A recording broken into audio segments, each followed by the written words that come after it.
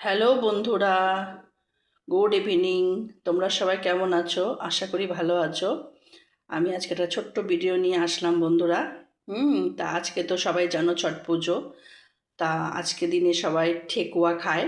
ঠিক আছে, আমিও চেষ্টা করলাম বানানো বাড়িতে। হ্যাঁ, এই দেখো আমি কি কি দিয়ে বানিয়েছি তোমাদের সাথে শেয়ার করছি। এখানে রয়েছে ময়দা, হ্যাঁ, তারপরে রয়েছে আটা, তারপরে এখানে রয়েছে সুজি, মৌরি, গুড়, তারপরে আছে নারকেল কুড়ানো, হ্যাঁ, ঘি, তারপরে চিনি, আর এখানে রয়েছে কাজু বাদাম।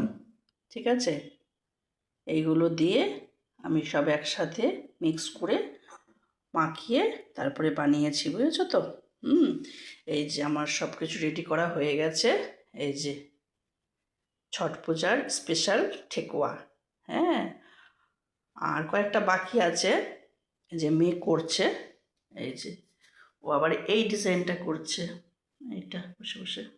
যেখানে একটা আছে, এখানে একটা আছে, আর এখানে কয়েকটা হয়ে গেছে।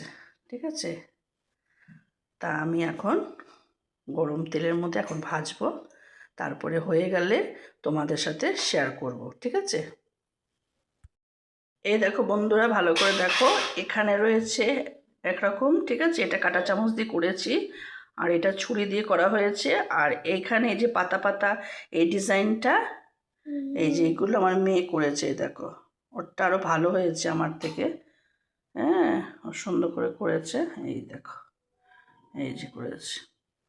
আজকে প্রথম করলাম, দেখি এরম লাগে। হ্যাঁ, তোমাদের কাছে হয়ে গেলে শেয়ার করছি। ঠিক আছে, এই দেখো বন্ধুরা, আমি ভাজা শুরু করে দিলাম। তেল বসিয়ে দিয়েছি কড়াইতে, আর এই যেখানে সব রেডি করে নিয়েছি। দেখো, এই দেখো বন্ধুরা, এই দেখো ঠেকুয়া রেডি হয়ে গেছে। তা তোমাদের কাছে কেমন লাগছে অবশ্যই জানিও। আমি আজকে প্রথম বানালাম, বুঝেছো?